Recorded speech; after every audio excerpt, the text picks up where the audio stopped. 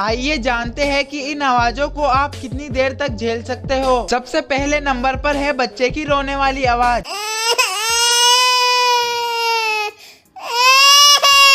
Next, अब आपको चौक board पर नाखूनों से खरोचने की आवाज सुनाई देगी।